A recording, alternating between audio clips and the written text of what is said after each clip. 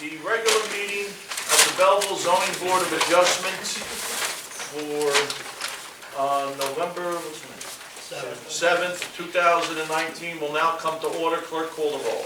Bennett. Here. Caruso. Here. Giordano. Here. Lopez. Lozor. Catalino. Here. Sheldon. Here. Milano. Here. Del Garcia. Here. Will everyone please stand for the Pledge of Allegiance?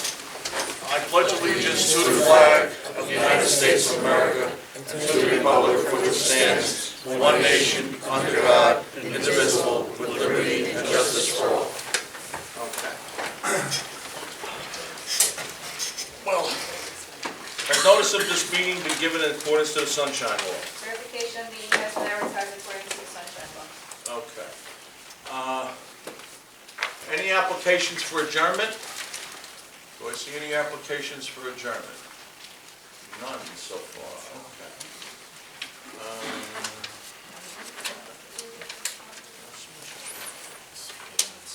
Minutes. Has everybody reviewed the minutes? Oh, here it is. Does anybody have any problem with the minutes? Motion to approve. Motion to approve the minutes. Do I get a second? Motion made by Mr. Milano, seconded by Ms. Bennett. Please clerk call the roll. Bennett. Yes. Caruso. Yes. Giordano. Yes. Catalino. Yes. Sheldon. Yes. Milano. Yes. Del Garcia. Yes. Okay. We have a resolution to be memorialized. Did you finish it on that side? I believe we sent it back. You sent it back? Where is it? Oh, there it is. No, this ain't it. Here it is, okay. Okay, we might as well get this. This is the one that we've been holding on to for a long time. Okay? Lopez ain't here.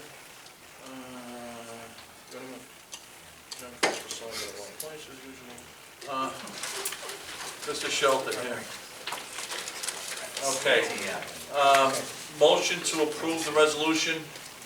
So moved. Moved by Mr. Milano, seconded by Mr. Caruso. Clerk, call the roll. I have to call exactly who was on the resolution, Joe. Yeah, here, I have those. You can give me that back and I'll give you the one that's inside. Resolution matter of ANC Solutions LLC, 114 Portland Street, application number ZB 2019-10. Bennett. Yes.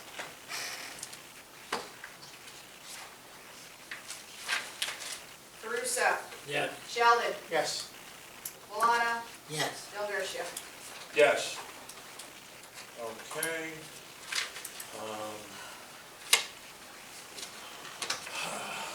First case. Any communications? Do we have any communications? None. All right. First case on the agenda, we're going to take this out of order. Which one? This one? Yeah, I didn't know. That's not the one. All right. Is going to be ZB 2000, number 2 on the agenda, ZB 2019-13, 12 Cottage Street. That's Nicholas Auriemma. The applicant is seeking to construct a one-family home in the R1A zone on a lot that is 45 by 100. Good evening, Mr. Auriemma.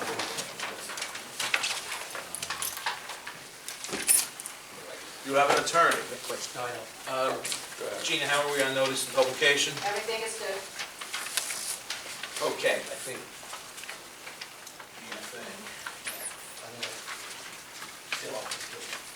One. Okay, yes. This is a C, correct? A Yes. C application. So a majority of those present and voting. You don't need 5 yes votes. Okay? So as long as you get 4 yes votes, you have no problem. Could you raise your right hand, please, Mr. Auriemma? With regard to this application, do you swear the testimony you're about to give shall be the truth? I do. Could you state your name and spell your last name for the record? Nicholas Auriemma, A-U-R-I-E-M-M-A. Okay. And are you the only witness tonight for this? Do you have anyone else?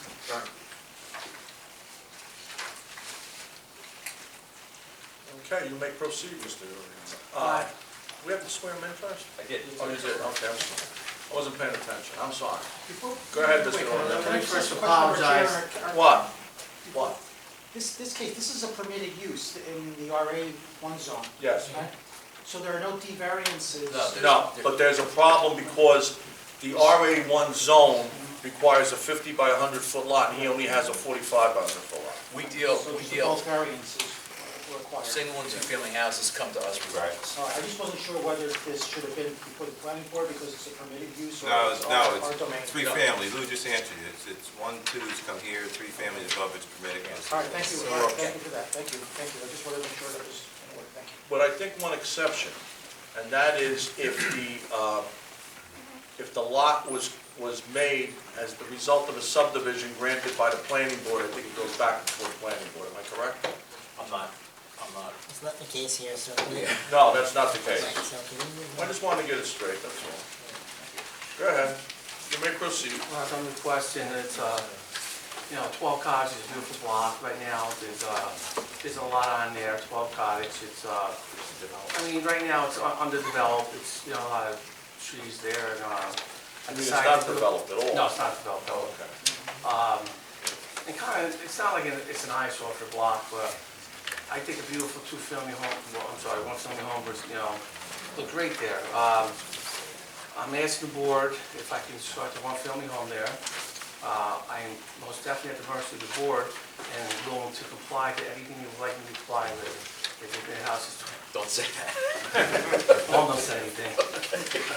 I think it sits well there. I think it was spruce up the block even, it's a beautiful block to begin with. I just think it was spruced up even more so. And again, I'm at the mercy of the board. The board, would like different plans to, accommodate the needs. I'm more than willing to do that. Yes. Mr. Auriemma, I note that your lot is undersized. It's not as wide as the zone requires and not as deep. Is there any way that you can remedy that by buying any of the property next door? Or this is lot, it is what it is? I looked at it, nothing. Okay. So then it comes down to side yards. Yes. I was requesting 5 feet on each side for the side yard. You're proposing 5 feet on each side? Yes. Setbacks will be as per the zoning board. I believe the front is 20 feet, and the backyard will be whatever it needs to be. Now, am I reading the plans correct that there is going to be no basement? No, there's a basement. There is a basement? Yes. What page is the basement?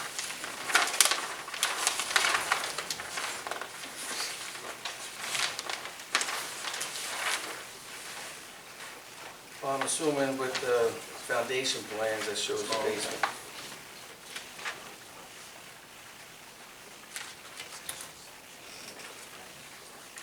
The house itself is a very modest size. I don't believe it's oversized for a lot. What's the square footage of the home? It was 1,600 square feet, Yeah, that'd be 1,600? about the half the size of your home. So. I don't have a. You say you live in a box? Am I correct, there's going to be a bathroom in the basement? No, Oh, that's not true. no plan for a basement. No, I'm seeing this little thing on the right, that's why it looks like a bathroom. On the right, on the foundation plan, see on the right? I do, I see that. That's why I asked the question. Now, one of just,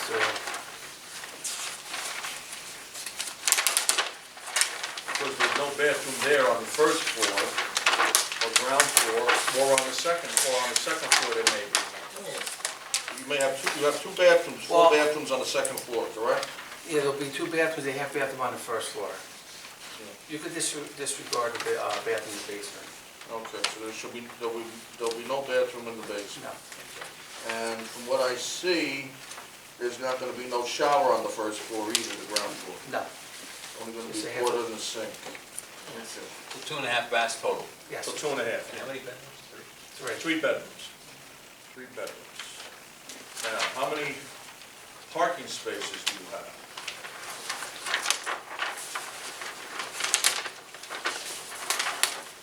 I'm assuming I do have an attached garage, which is one, and the driveway, which is two. So you have A two? minimum of two, yes. Minimum of two. Okay.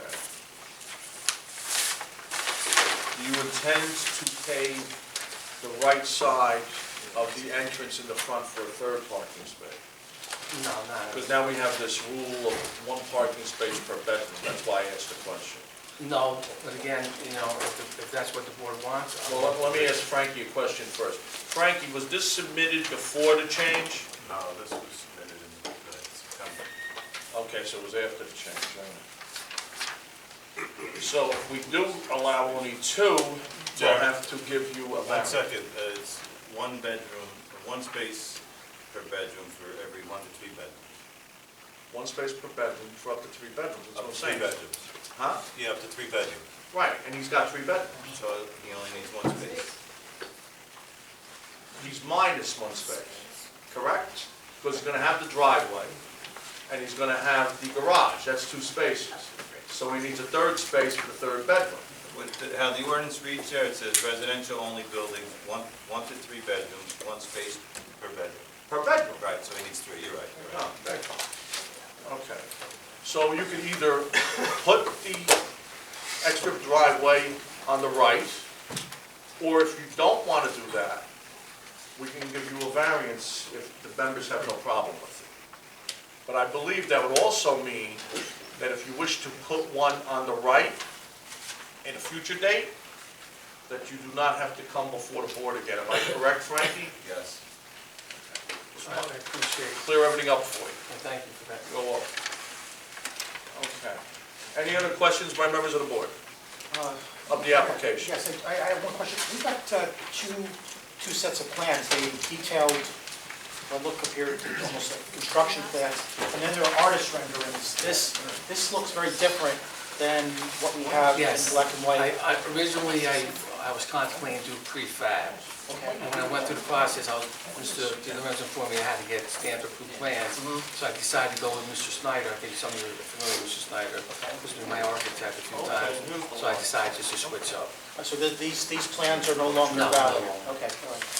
In my opinion, this building looks a lot better.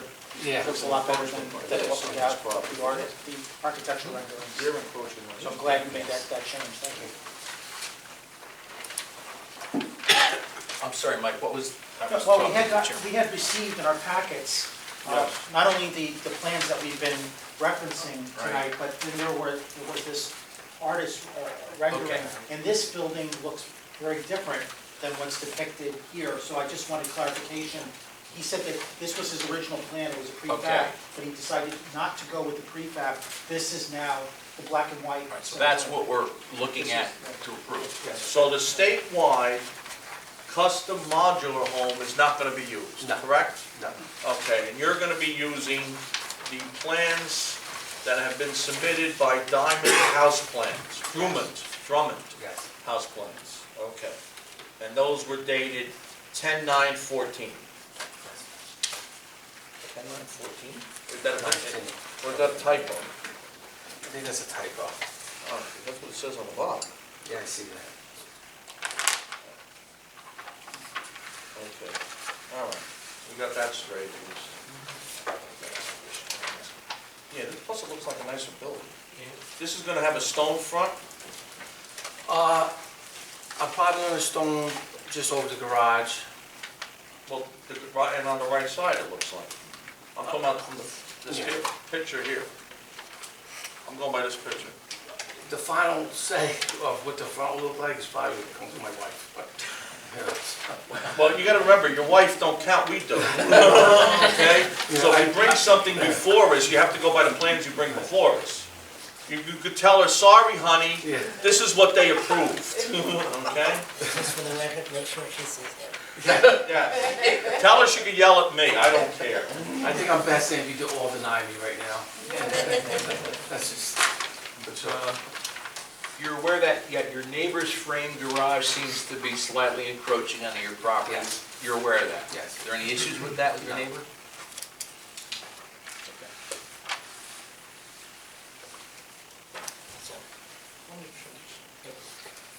this report, and Frank, this is Frank's report, issue? No, it's a mistake. It's a mistake. Yeah, it should be a mistake.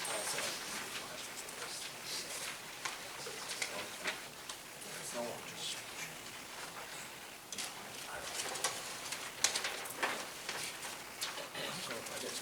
Mr. Chairman, Well, yes, just for housekeeping, yes. so, Mr. Auriemma, you're looking for a variance for one parking spot, correct? In addition to the garage. No, you misunderstand what he's saying. You You have the garage plus one parking space in front of the garage. That's two. You're asking for a variance because you're required to have 3 spaces, so you don't have to do a driveway on the right. Correct? And- Well, it's the lot area, Willie, for the. Four, It is what it is. There's four, let me show. Side yard. Right, there's 4 variances. I'd like to have it on the record, that's all. Yes, I have no This way problem. you don't have an issue after. I 100% right, Mr. Okay. So we're looking at 1, 2, 3 C variances. Well, for lot area, for lot width, and for lot, yard, side yard, right? And so, are these your comments? Yeah. Or, what's that? No, I don't want to. Mr. Auriemma, Yes. do you have Mr. Di Lorenzo's What? report? I don't believe it. We'll let you look at it, just let me know you have any issue complying with anything he says.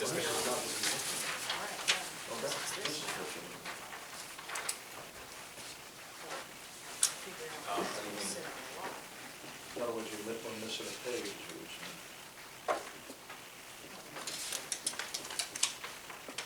Involves sidewalks, I'm not sure you have no, stormwater issues. now's the time. Again, whatever I need to comply with. You're okay, that's all I want. You need that copy for your records, or? Actually, I also did the reservation. Okay. So, Mr. Chairman, Yes. can we let the record show that he has no issues on what is in Mr. Di Lorenzo's report? Is this September 19th? Yeah. Yeah, September, huh?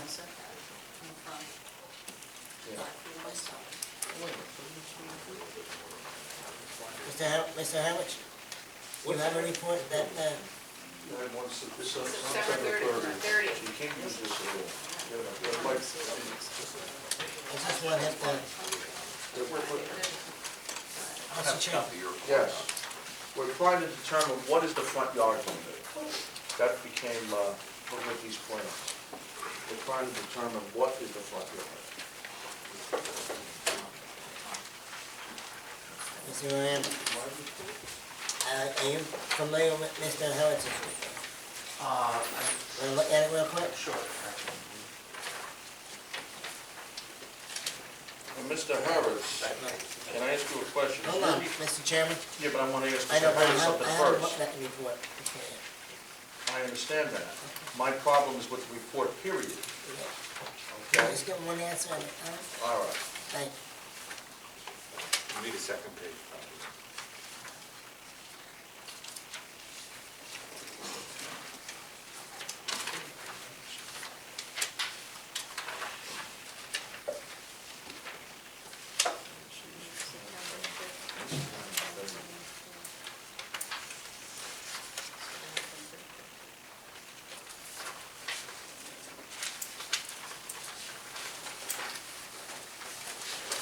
So, you're good with all his comments? You can comply with those? Yes, sir. Mr. Harris, anything that you wanted to add on to?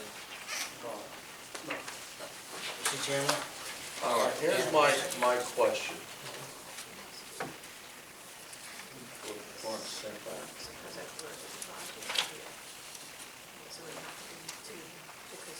Well, I'm looking at Mr. Harris's report, and I don't see nothing about that.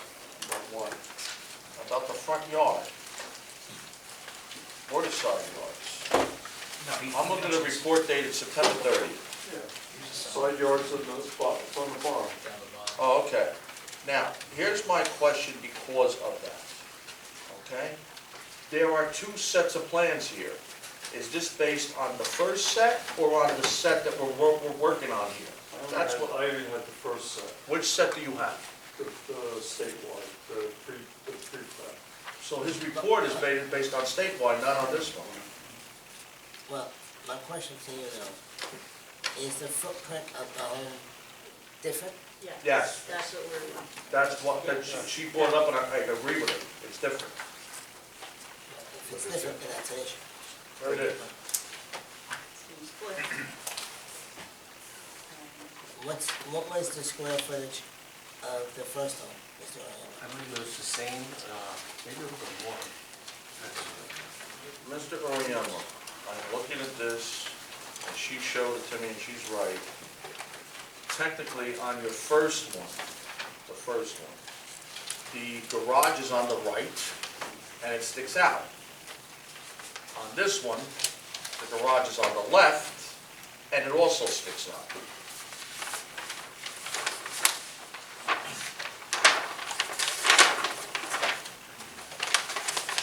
Whether they stick out the same or not, I don't know. If you want, I could let Mr. Hurwitz look at the current one. Tell me if he thinks there's I anything would different. think that when he submits his plans to Frankfurt for construction, he's gonna have to show a 20-foot setback. It's as simple And I as think that. that should be our. If he doesn't, then he's gonna be back in front of the board. Yeah, the only major change here is that it's, the garage is changed from the right of the lot to the left of the lot that I could see. It's a bump out, right? Yeah, that's the only really But- big But- change. The bottom line The is, bottom line is, if the setback complies, It's good. that's what we want. exactly. That's it. He's got room. I don't care, the bottom line is whatever, if it's an additional variance, and he has to come back. It's that simple. I agree. So if, when Mr. Di Lorenzo does his site visits, if it's not 20-foot setback, no disrespect, but They won't comply. it's gotta comply. It's 20 foot. That's the ordinance.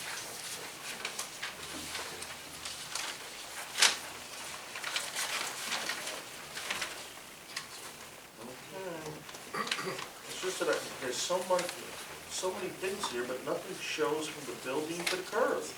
I can't find a thing that says how many feet it is. He doesn't show a front yard setback on the, no, he shows, it says 20-foot setback on the site plan.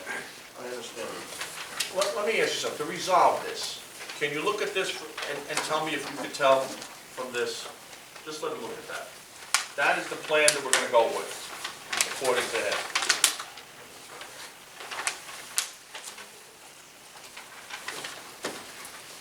I don't believe I put the setbacks on there.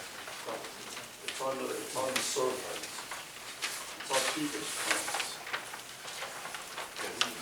Elevation and floor plan. The front setback's not on, it's on the survey. But that survey is based on the first set of plans, But that's what I'm talking about. actually, the building he's proposing now is a foot narrower, and it's got to be set back 20 feet from the front property line. That's it. Otherwise, he'll be back here. Okay. And he should be able to meet the 5 and a 6 foot side yards easily. There's a foot, the building's a foot smaller in width. Working with this plan now?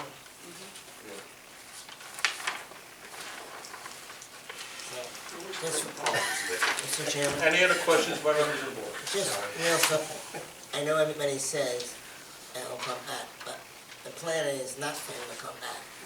You will meet the 20-yard. Absolutely. 20-foot setback. Absolutely. That's the plan, not to come back.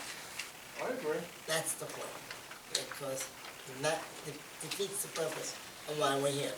Exactly. We're gonna comply with the 20-foot setback. That's what we want. I have no further questions. Any questions by members of the public of this witness? I just want to make one other comment. Go ahead. As far as the parking situation is concerned, yes, I agree, the ordinance calls for 3 parking Yes. spaces, but if he has a 1-car garage, presumably, but according to the plans, the driveway width itself is about 13 and a half feet. He probably can fit 2 cars Yeah. in the driveway, so there are the 3 parking spots he needs. It's not a single lane driveway. I think 13 and a half feet, as long as they're not F-150s, so there are 2 of those, but if they're modest cars, they can probably fit in that So you don't driveway. want, so is he requesting not to get a variance? I would say parking variance for 1 car if needed or if required. Right. Something like that. Yeah, that's good. If he can put 2 cars in the driveway, more power to him. Okay.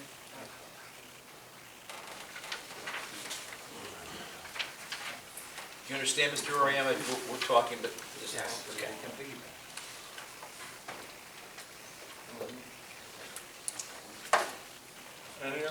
Any questions by members of the public? None? Okay, then, discussion, gentlemen. No question, any comments? Anyone wish to give testimony on this application? No? No. Okay. So, now we're back to discussion. So, I can't, not that I like it, but unfortunately, we have approved homes on much narrower lots. Oh, no, I think this is a good application, don't get me So I just wrong. want to make that clear. I didn't want to have any problems come up, that's all. But I think this is a very good application. I have no problem with the application at all. I think it's a very nice-looking house, you know, since he's stuck with this now, because that's what he showed us. And I have no problem with it. So I'm just asking if anybody wants to make a So I'll motion. make the motion. I just want to say that I'm thrilled that a 1-family home is going here, and that we're not dealing with an attorney arguing that a 3-family home on this lot would be a great addition to the neighborhood. So, I agree with you 1,000% on that one. So anyway, Mr. Randall, I'd like to make a motion to approve of Mr. Di Lorenzo's report and Mr. Harris' report have been accepted by the. What I also had was the bathroom was going to be deleted. In the basement. In the basement, parking variance if required. The Drummond house plans, not the original. He's okay with the reports and 20-foot front yard setback. And our normal. Yes. So I have a motion to approve by motion by Mr. Valano, seconded by Mr. Giordano, with the conditions that we put. Okay, clerk call the roll. Bennett? Yes. Caruso? Yes. Giordano? Yes. Sheldon? yes. Valano? Yes. Del Garcia? Yes. Okay. Application approved, 6-0. I'll have a resolution for you next month. Thank you, appreciate it. Next case on the agenda is ZB 2019-12. 663 Washington Avenue, McDonald's Corporation. The applicant is proposing to expand the existing single-lane drive-through to a new vehicle pattern in which the vehicles will enter from 2 lanes on the north side of the building. Yes, sir. Good evening, Mr. Chairman, members of the board. My name is Scott Lippert. I'm a member of the firm of Cashman Stein Walter Hayden, and I'm here representing McDonald's Corporation tonight. Okay. We were going to bring an application for a 3-family home, but we decided against it. That would not be a good idea. Not if you were going to have food on the first floor. Gina, how are we on notice in the public case? We're all good. Okay. It's a simple application. I have 3 witnesses, but I think we can go through this pretty quickly. So I'm going to call, without making an extensive opening statement here, I'm just going to call my first witness, who's our engineer, who will explain. Why don't you tell us who you're going to call so we'll know who not to ask questions of? Yeah, I'm going to call our engineer, Mr. Duarte. I'm going to call our traffic man, Mr. Paragoy, and I'm going to call Mr. Liam Cavallo, our planner. Okay.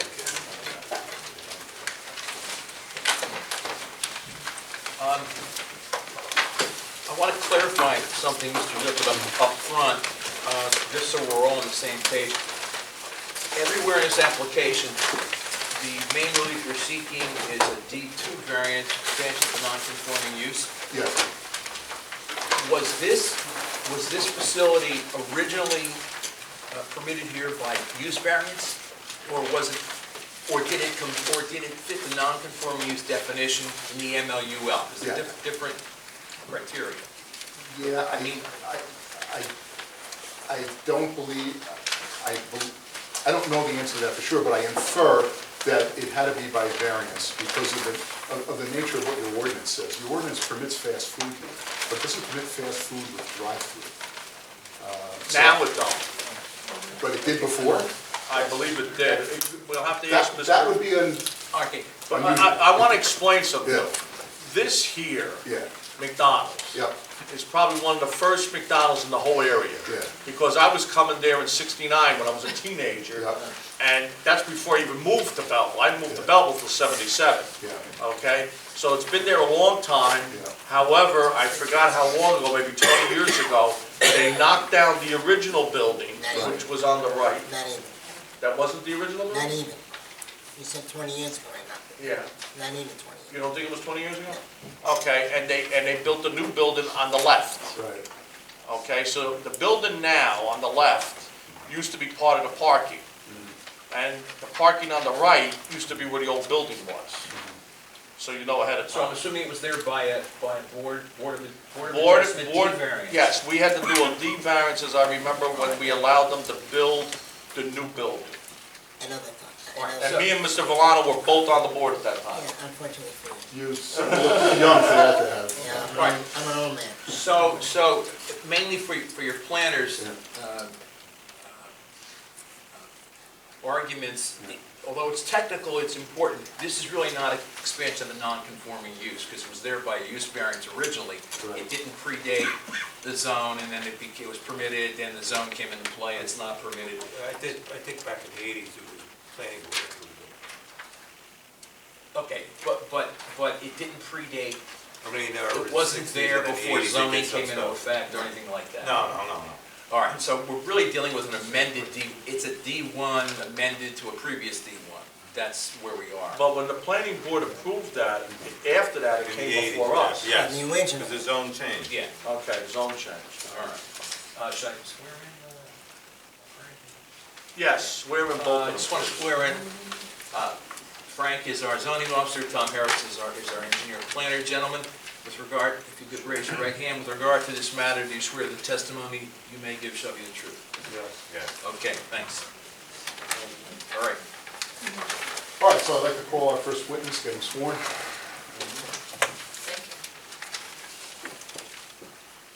Raise your right hand, thank you. With regard to this application, do you swear the testimony you're about to give shall be the truth? Could you just state your name and spell your last name, please? Tiago Duarte, D-U-A-R-T-E. D-U-A-R-T-E? Yes. And your first name is? Tiago, T-I-A-G-O. Thank you. Okay. Okay. By whom are you employed? A principal at Dynamic Engineering. All right, and would you give the board your educational background and professional credentials, please? Sure. Graduate of Rutgers University, with a Bachelor of Science in Civil Engineering.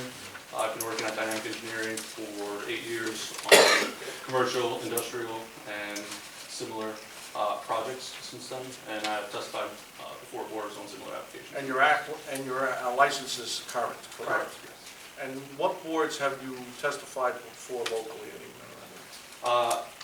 None in Essex County. I've been before the Parsippany zoning board, the Toms River zoning board. That's good enough. Okay. Any objection to him being made of, no objection. Thank you, sir. We'll have you. All right, why don't we put up your board here? Shall we mark this, or is it part of the application?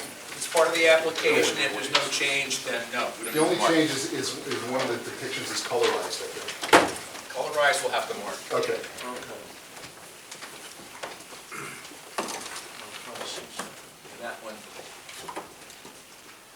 That one will mark A1, and you can tell us what it is after you mark it. This is actually, was submitted with the site plan application. It's Colorized? Yes, second sheet. Okay, then we're good. We're good. So just to orient the board to the subject site. As mentioned, it's a 663 Washington Avenue, block 8302, lots 3, 3.01, and lot 4. Subject site's approximately 34,000 square feet, and it is currently fully developed with a McDonald's restaurant of approximately 4,300 square feet. Associated improvements are the drive-thru lane, which wraps around the building, and if your order board and menu board at the rear of the building, and you have 45 off-street parking spaces. And then, subject site's located in the BG zone. Border is the same to the north, west, east, and south, with the exception of the very southwesterly corner of the site, which borders the RA1 zone. And just for the record, you're looking at an aerial of the site now, correct? Aerial of the site, though, yeah.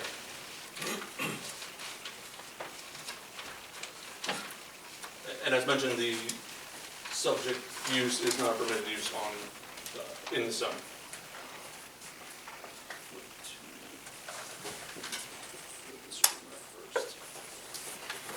Okay, let's identify, you've now changed boards, and let's give us a title of the board. And It's A1. This is A1 entitled Site Plan Rendering, dated November 7th, 2019.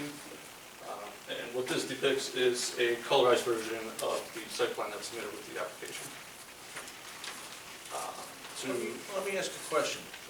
The lot that I know there's access to behind there is not part of your property, It is not, no. but you do have access to it? That lot has access through us. Okay. Yes. Just want to make sure Yeah, I that's wasn't wrong. the southerly access drive. I mean, is shared. behind, I'm talking about behind. Correct, yes. Okay. Because I can swear there was access, that's why. All right, let's talk about the existing conditions. Yeah, so as I just mentioned, the site's fully developed as a McDonald's restaurant. And then under proposed conditions, what is being proposed is to modernize the site. If you've driven by recently, you can see it's a little tired as far as architectural design.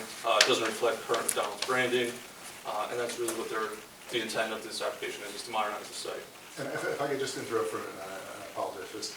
If you've been driving around New Jersey at all, and you see some of the more modernized McDonald's sites, and we think they tend to look a lot more attractive than what you have here. But you'll see that, and we hope you agree. Well, this, for your information, I don't know if you know this came before us once before.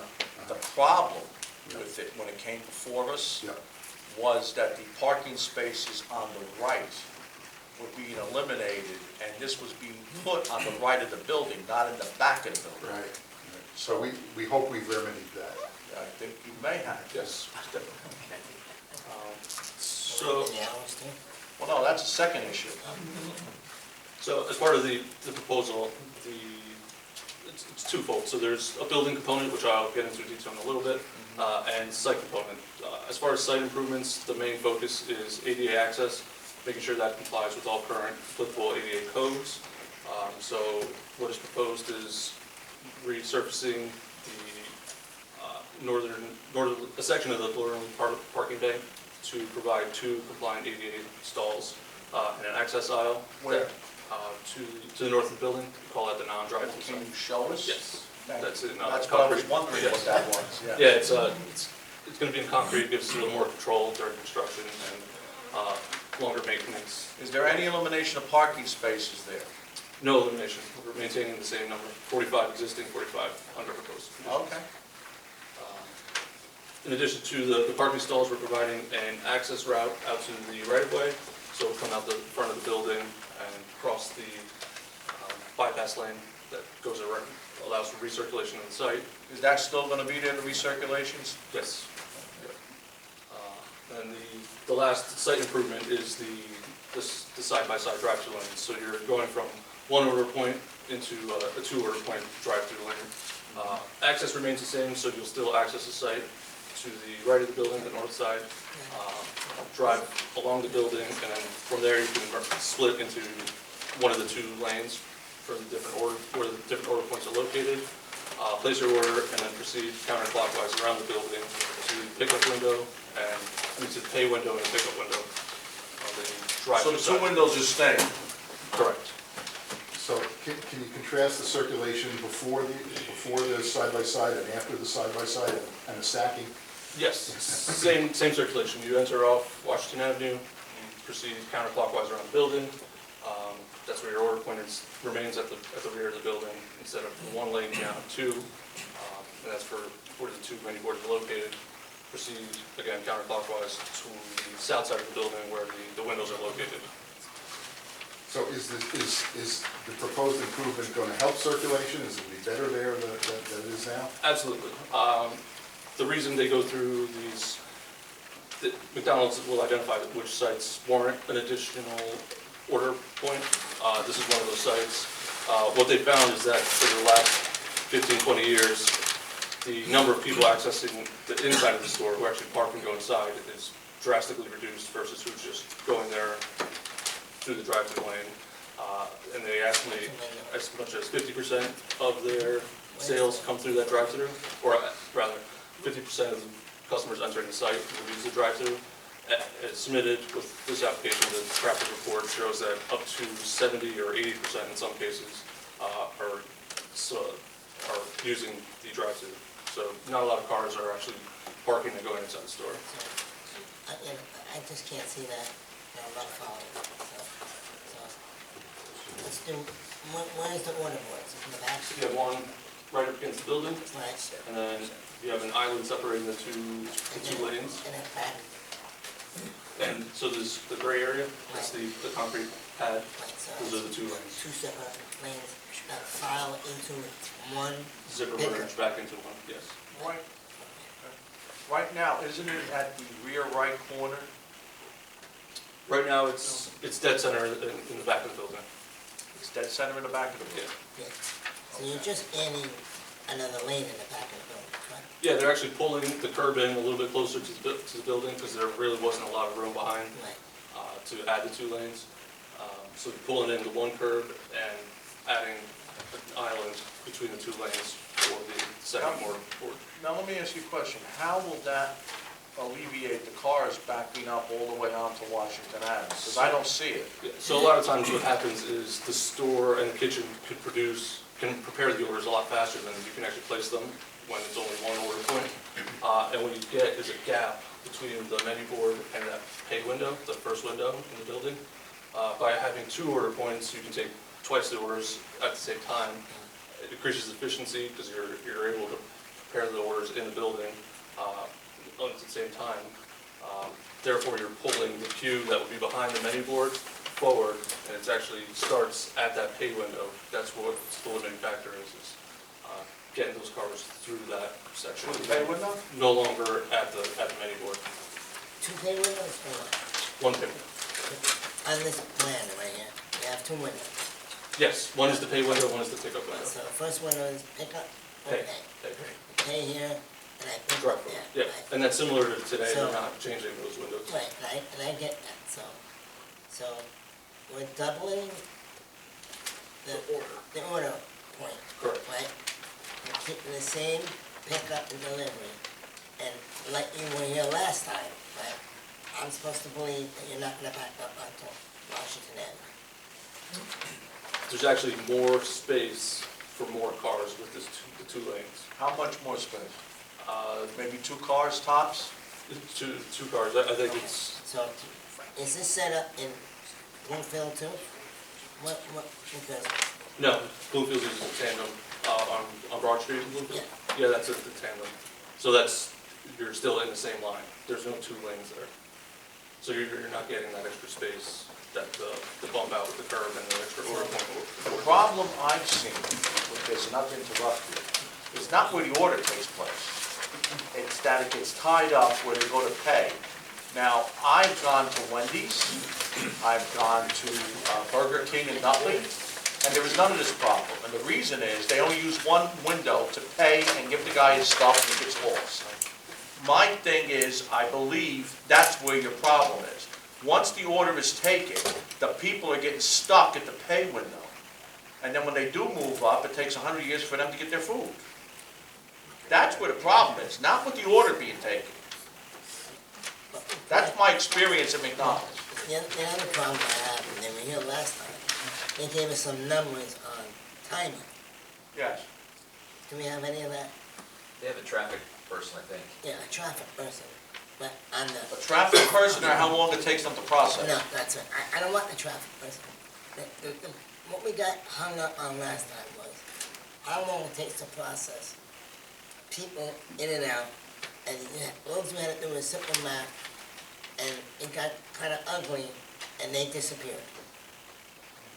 So my point is, do we have that information, A, and B, to me, you still have the same windows and the same, no, you have double the order capability. That was my issue last time, along, which I don't, I know you don't want me to say it. The Not hours. yet, not yet. Oh, sorry. Okay. Okay? But we'll add one thing. Go ahead. So, again, by doing this, and by, they've obviously, McDonald's has researched it, and they find that this site warrants this improvement, and that investment is again, to increase the efficiency. So they see that. Can I ask you a question on that, though? Sure. So, what's different about this plan than how many years ago that you bought? The difference is they're not eliminating the parking space on the right. That's it, That's it. that's it. It's the same plan, everything's the same, the way everything's being ordered is the same.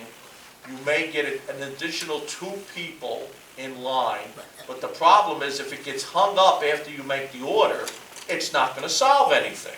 Well, I It's get, improving the condition that exists today. No, it ain't. By two cars? Give me a break. It's improving. That thing goes all the way out to Washington Avenue. It even blocks, see this handicap thing that you're talking about? you never use it. Show it to me. Show it to me. Put your thing there. Well, guess what? Nobody can go across because the cars are all backed up, all the way to the street. Am I correct, Mr. Valano, or am I crazy? No, you're correct, and I've seen it at multiple McDonald's, and that's why my issue with it. And again, when you say they did a study, a revenue study, a volumes, what study? What was the, I'm trying to understand, what was the efficiencies to increase the Well, revenue? I'm sorry to interrupt, but we can bring that data to you if the board finds it No, important. I just trying to understand, like, if you said I'm making a study, and this will alleviate what the chairperson and I am concerned about, and as I've seen at many McDonald's, is that the traffic goes right out the driveway onto Washington Avenue. And you have a bowling alley right next there doing the same business. Well, of course, if we do nothing, that condition's gonna stay the way it is. And, well, that's- Well, you know what you have to do? Yeah. I'm gonna tell you. Because I can tell you, I look at things, and when things are bad, wherever I worked, I take care of these problems so they are efficient. You have too many windows. You should have one window, they take the money, they give you their food, and they get lost. Because every other fast food company in the whole area, that's the way they operate. You're the only one that has 2 windows. The only one that I've seen that has 2 windows. Now, if I'm wrong, everybody here lives in the neighborhood. I'm sure they've all gone to different fast foods. Tell me if there's another company that has 2 windows. I don't go to them. So Well, I do. I just drive by, you know, like the Broad Street when we were referring to. There ain't a time that I don't go by, it's not backed up out of the drive. I mean, my thing is this, you're not gonna solve any problem taking orders. All you're gonna do is get the orders in faster, but if you don't process them fast enough, we're still gonna be backed out to the street. Nothing's gonna change. Well, I think the testimony was the problem is that we can process the orders fast enough. No, you We can't can't. take them fast enough. No, you can't. That was his testimony. Because you don't process them now. With one window, you're gonna have 2 windows, they're gonna be backed up even worse. And all you're doing is offsetting 2 cars coming in from Washington Avenue, because there's gonna be that extra area to go around, which takes up about 2 cars, that's it. The thing is, if you process the food, okay, now the guy moves, correct? Well, if he moves all the way to the second window, the one in the front, there's all that space, nothing gets backed up. The reason it's getting backed up is because you have 2 windows. You have one to take the money, make the change, and then they say go to the next window. And apparently that takes too long for some reason. And that's how I see it. Let him finish the testimony. Go ahead, let him finish his testimony. And I'll also add, we've, on similar applications that we've had. Oh, by the this- way, not to interrupt you, but something came up by Mr. Rago. He noticed something. And, go ahead, you say it. You indicated that you have 45 on-site parking spaces, and that will remain, is it 40? 44 required, 45 exist. Okay, because our zoning officer had, you were proposing 34, so it's going to. I think that's the original layout where it was Okay. off to the side. So You you're. mean from years ago?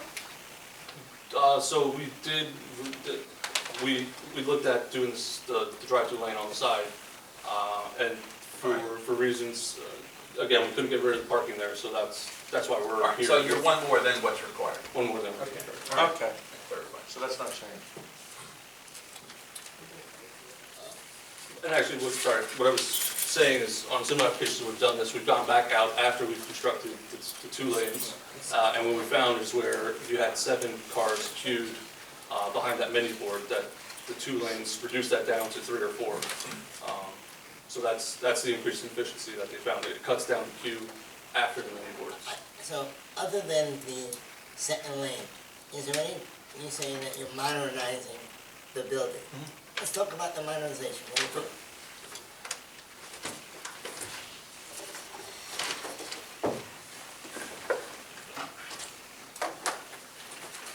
This would be A2, Yes. colorized building. Colorized elevations. elevations. Yeah.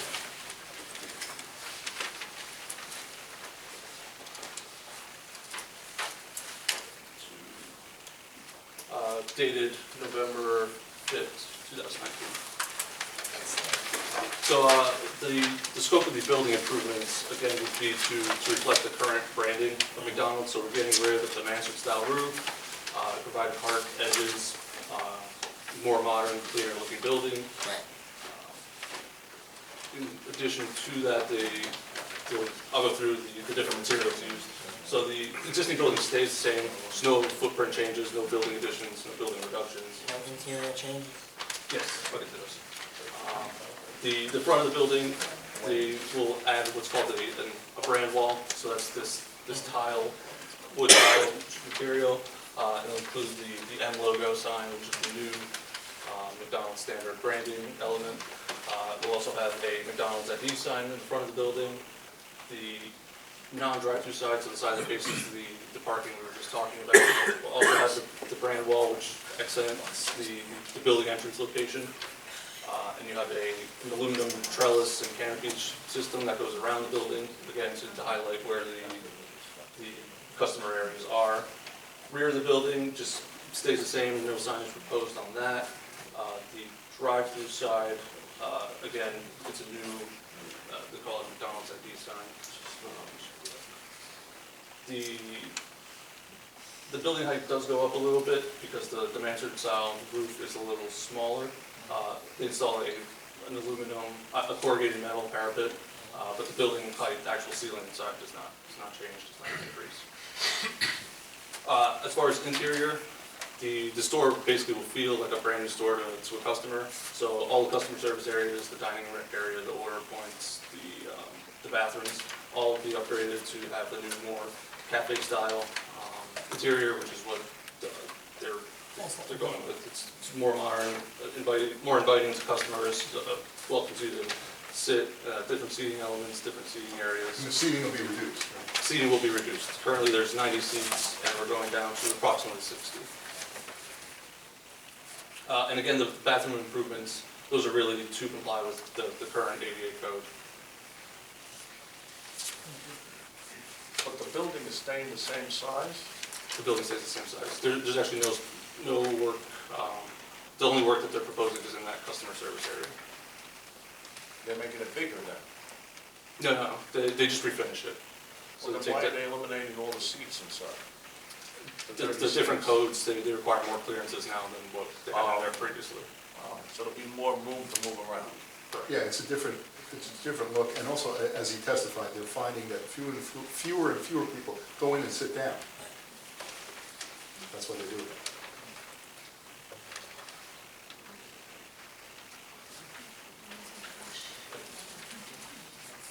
Any other questions by members of the board of the witness? So you're eliminating seats for patrons.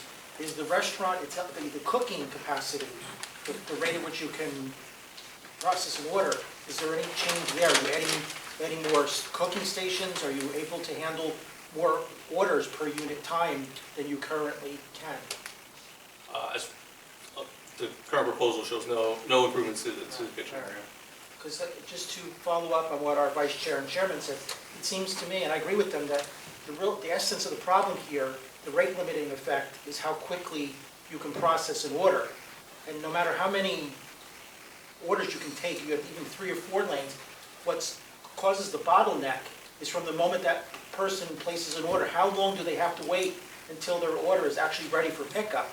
And if that isn't improving, I agree with what has been said previously. I don't see how having 2 or 3 separate order lanes is really going to make any difference.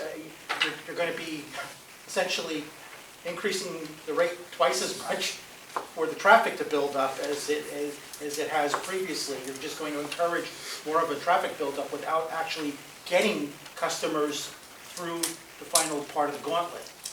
So as Mr. Villano said earlier, I would have loved to have seen some studies. How long does it currently take, on average, from the moment a person places their order and is told, please drive up to the first window to pay? How long does it take for that person, on average, to actually get their order at the second window and be off? Unless that is improving, I don't see, this is all cosmetic, in my opinion. I think we can get you that. But the reason why I asked, because we actually, the last time you guys were here, and I don't know if they abandoned the project, I don't know, but they brought this project forward before. And there was 2 issues that we had. Was we actually... 3 issues, actually. We actually got the time which it was taking, on average, to process our order through.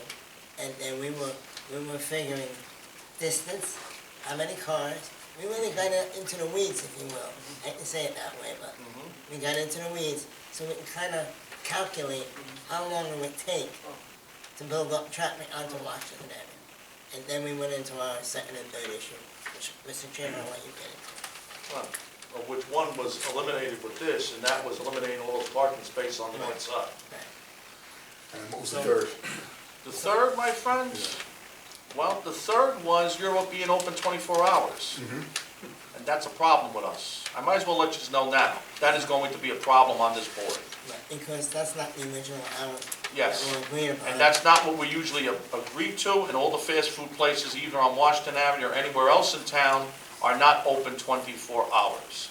Especially on the inside, where I've gone there at 3, 4 o'clock in the morning, and in the winter you have a bunch of derelicts in there trying to keep warm. They're not buying anything. They're just sitting there trying to keep warm, which and I've been in law enforcement, so I can tell you right now, that is a disaster waiting to happen, in my opinion. Mr. DiLorenzo, he was there, he's been here a long time. And what we had agreed to was open to a certain amount of hours and another hour for staff to clean up And keep the what do you call open while the staff is cleaning up, the drive-thru. But the inside is open 24 hours a day. That is just waiting for a problem We to never happen. agreed to it. I'm sorry. I know Mr. DiLorenzo he knows. I don't know what kind of documentation he has, but we never agreed to 24 hours. No, we never did. We never did. We never did. So They said they were gonna keep the same hours open as before, so we didn't put nothing into our resolution. Councilman, But I can tell you right now, if you wanna change anything, you're gonna have to change a lot. So that's Because why- this is not gonna work the way you're proposing it. The only issue you've eliminated is eliminating the parking spaces on the right, that's all. You're not eliminating that anymore. So you got 1 issue out of the way, you got 2 issues left, in order to satisfy this board. Well, again, like I said, we don't know, we never got a chance to fully vet the issue of these, because your application went away. Yeah, they withdrew, actually. In the middle of the case, they withdrew the application. Right, so we don't know if you were looking at another plan, I have no idea. And also, let me advise you something else. Don't bring a traffic expert that's gonna say how much it's being used during the week. We want to know Friday night, Saturday night, Yeah. Sunday. We don't want the time during the week, because that's what they did the last time. And we hired our own traffic expert, and all of a sudden, all those parking spaces were all being utilized. But you eliminated that issue, so I don't really care about that anymore. You know what I'm saying? Yeah. If I could suggest, if I could just have a brief recess, let me talk to my team, and then I'll come back to you, is that okay? Yes, sir. Matter of fact, I'll tell you what, we'll give you a 10-minute, you know what? We'll come back on 8:15. Okay, thank Okay. you, sir. In the meantime, is there anybody here for the third case? Oh, you are, okay. Just want to make sure somebody was ready to proceed, that's all. We are ready, Mr. Chairman. Well, may get called up faster than you think. So we're officially in recess? Yeah. So we're on the regular meeting of the Belleville Zoning Board of Adjustment for November 7th, 2019 will now come back into order. Yes, sir. Scott Lippert, still from McDonald's. Mr. Chairman, the board's raised some issues, requested some data. So what we'd like to do is adjourn the hearing for one cycle to the December 5th meeting, if the board would allow that, so to give us a chance to assemble that data and bring it back to you. Yes, okay. So anyone in the audience who's interested in this case here, which is ZB 2019-12, 663 Washington Avenue, McDonald's Corporation, will be adjourned to the December 5th meeting. There will be no further notices either in the newspaper or by mail. Thank you, sir. And I'll see you next month. Thank you to the members of the board. If you could have the information. And by the way, you'll be the first on the agenda next month. Oh, thank you. Well, we were this month. Some of the restaurants already have this set up, if you provide information on how much more efficient that is. Yeah, they're all over the place. Yeah, I would go to Nutley's, and I would go to Wendy's and stuff like that. This set terms. Have a nice Thanksgiving. They exist all that stuff. All over the place. So if you could bring in some sort of, I'm sure McDonald's has had 29 studies on everything. Yeah. If you could bring something on that that says two order setup is this much quicker than a single order setup. So some sort of fact that they put together saying it's more efficient. Yes. And then from that order, Yeah. where the order's taken, when they pay, and then from when they pay to where they pick up the food, how much time it takes. Understood. Okay? Yep. Thank you very much. We have no issues with timing? No, this is the first night. Okay. Okay. I'll talk to you, Rich. Thank you very much. Okay. Next case on our agenda.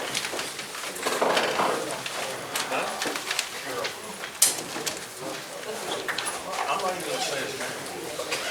Because you can't. Because you can't.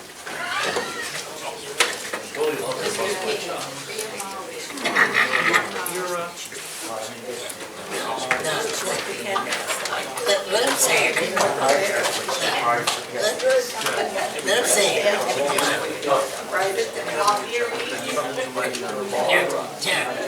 Last case on the agenda is ZB 2019-14, 6 Berton Place, Koeppel Auto Exchange LLC.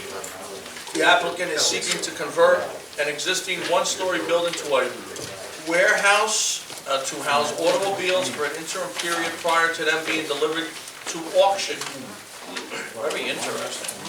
Who's he talking about? A little less sexy than Gina, we good on the notice and publication? We're all good. Okay. Mr. Chairman? Yes? What's he talking about? Who's the attorney? The attorney's gonna give his own name. He don't even... All right.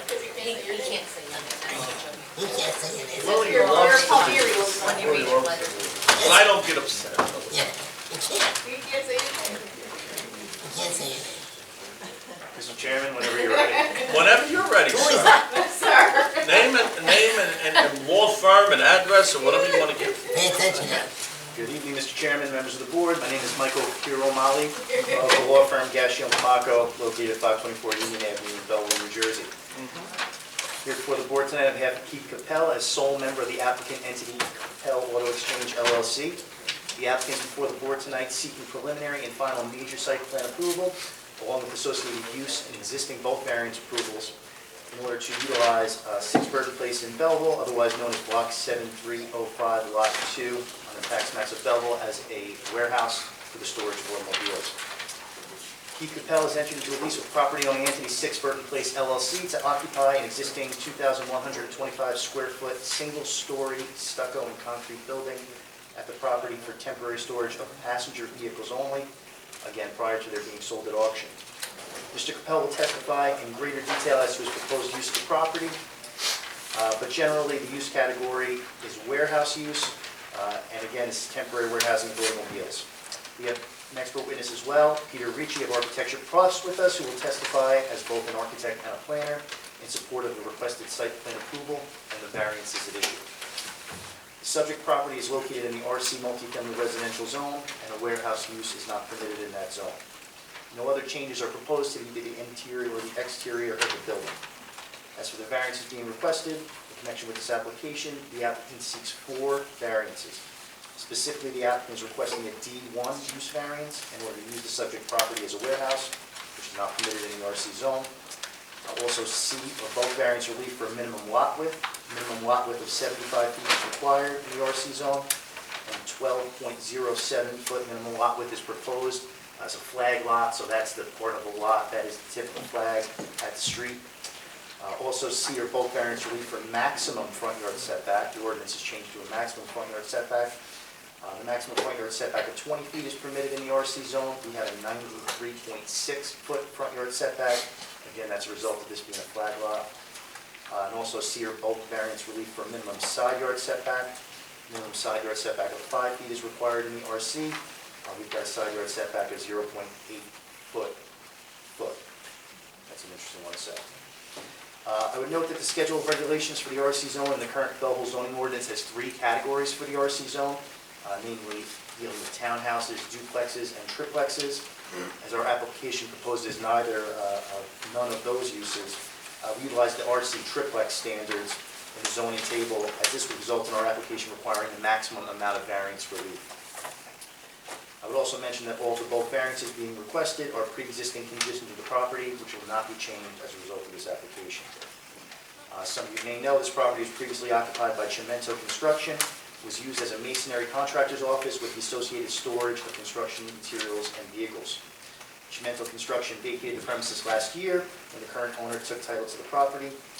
The property is owned by 6 Berton Place LLC. Mr. Koeppel is the tenant. Koeppel Auto Exchange LLC is the tenant. Mr. Keith Koeppel is the sole member of Koeppel Auto Exchange.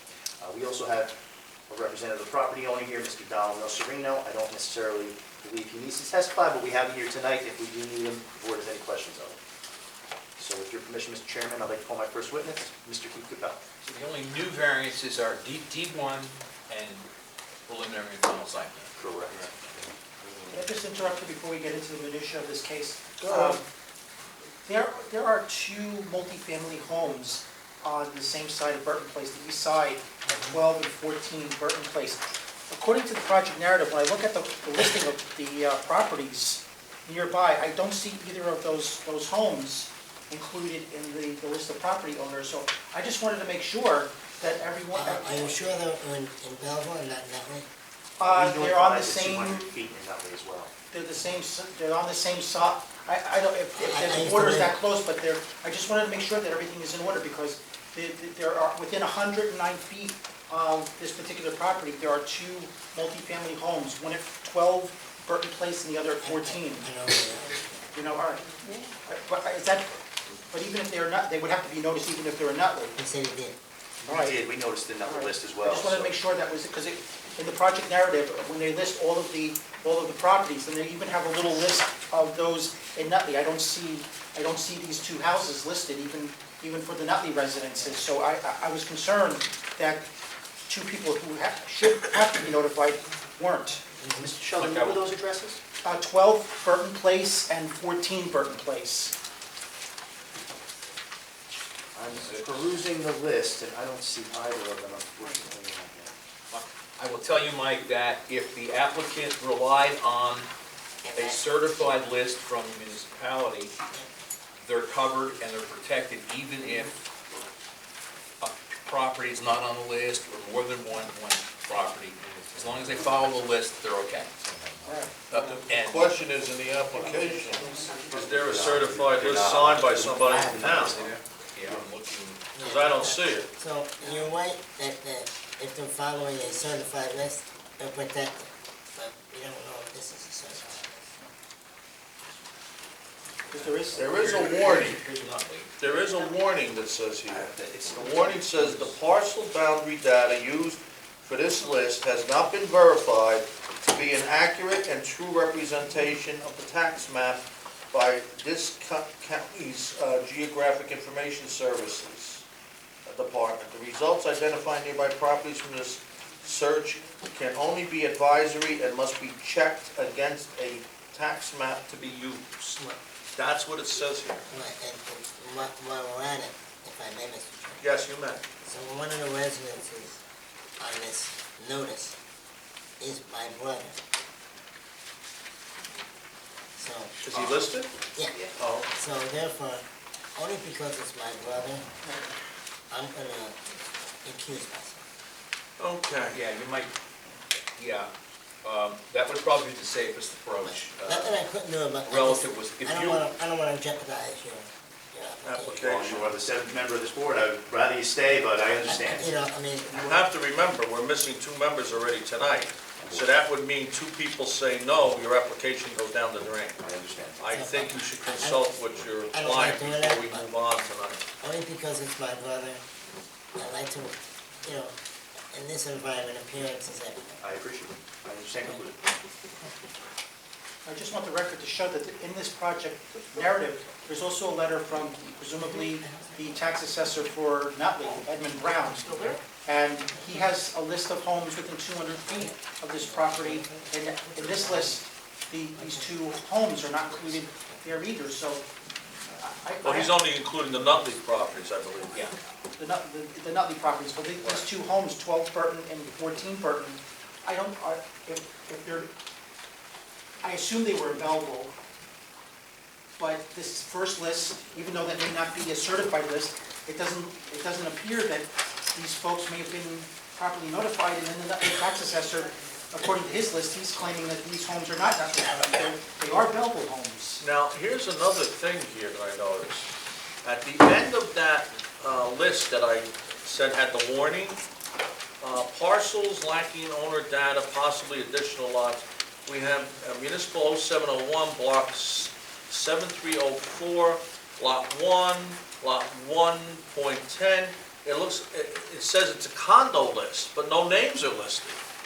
And I assume all the owners of the condominiums have to be notified. No, actually, we would just notify. Huh? Yeah, we notified them. It's here. It is?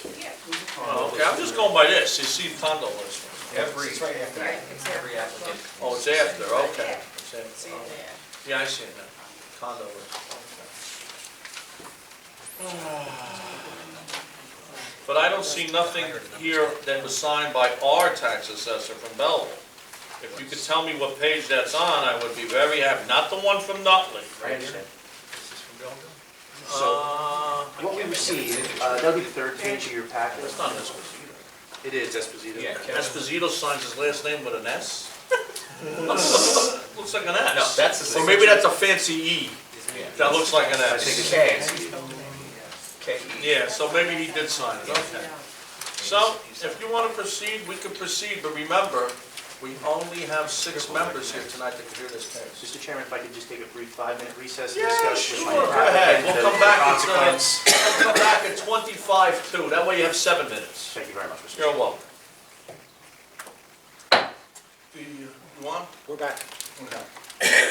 Regular meeting of the Belleville Zoning Board of Adjustment for November 7th, 2019 is now back in order, out of recess. Yes, sir. Mr. Chairman, once again, Mr. Michael Piromali is here on behalf of Gaston Mako, applicant Koeppel Auto Exchange. Having discussed the matter with my client and the fact that we only have 6 members of the board here, the applicant does have some time constraints that he is under, and we would like to go forward tonight Okay. if we can.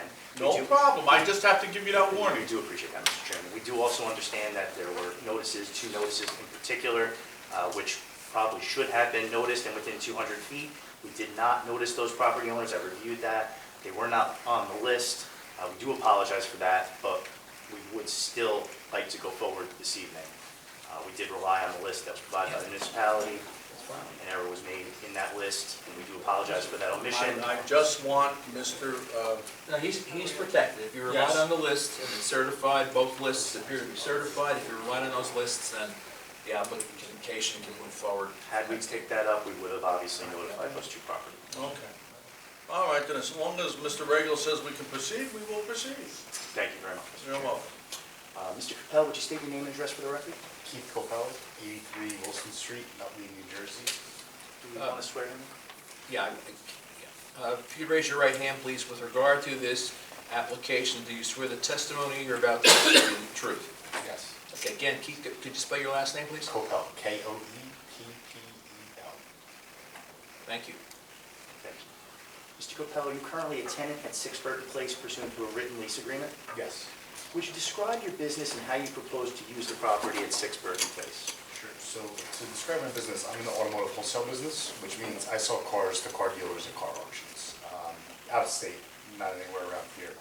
I live in Nutley, and I buy cars for myself and for other car dealerships. I work for Acura, Ramsey, Bala, Honda, a couple used car dealers you probably never heard of. And I get paid fees to buy cars for them. And I also buy cars for myself and wholesale them to other car dealers.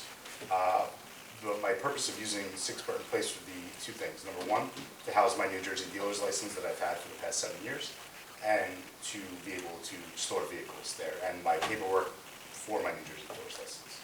How many employees would you employ, and what will be your hours of operation? I have one employee. My one employee is my father, and he works part-time. Outside of that, my hours would be 20 hours a week, as required by the state of New Jersey, to have a New Jersey dealer's license there. So something along the lines of 7 days, 7 hours, 3 days out. How many vehicles, how often will vehicles be delivered and removed from the warehouse? So the only people doing any delivering or anything like that of vehicles is myself and my father. And it's pretty much, I'm at car auctions 3 or 4 days a week buying and selling cars. I'm not really there very much. It would just kind of be me when I'm coming in and out of the office, maybe 1 a day, 2 a day at the most. And do you anticipate any additional employees being hired in the future? Do you anticipate growing your business? If I do grow my business, it would have absolutely nothing to do with the 6 Berton Place. Great. How often will vehicles be delivered and removed from the warehouse? Probably about 5 days a week. Again, only by myself and my. Excuse me, when you say delivered, you don't mean flatbed, you mean you drive them? No, we're physically driving them in. So I don't know if any familiar with the area where this property is, but it would be totally impossible for a flatbed, tow truck, anything like that. And I could get into the logistics of how I ship cars, but none of it is done out of this area whatsoever. So what types of vehicles would be stored at the property? So probably just passenger vehicles, regular sedans, SUVs, stuff like that. No commercial equipment of any kind, no box trucks, 18-wheelers, anything like that. I don't deal with any of that. How many vehicles do you anticipate being warehoused at the property at any given time? Between 8 and 10. And what's the maximum number of vehicles that can be stored inside the building? 10. Do you intend to use the overhead door at the rear of the building, and where does that door lead? So the overhead door in the rear of the building leads to an easement lot from PSE&G. My only use for the rear yard would truly be to be able to drive cars out to make some room to get them back out of the front of the garage. I don't plan on storing any cars outside. I do have another storage facility that I use that's in southern New Jersey that has nothing to do with this. This is just for keeping stuff here. Will vehicles be stored outside the warehouse building as well? The answer is going to be No. Will any hazardous materials be stored at the property? Absolutely no. I do not do any type of mechanical work on cars whatsoever. So no oil, no gas? None of that. Great.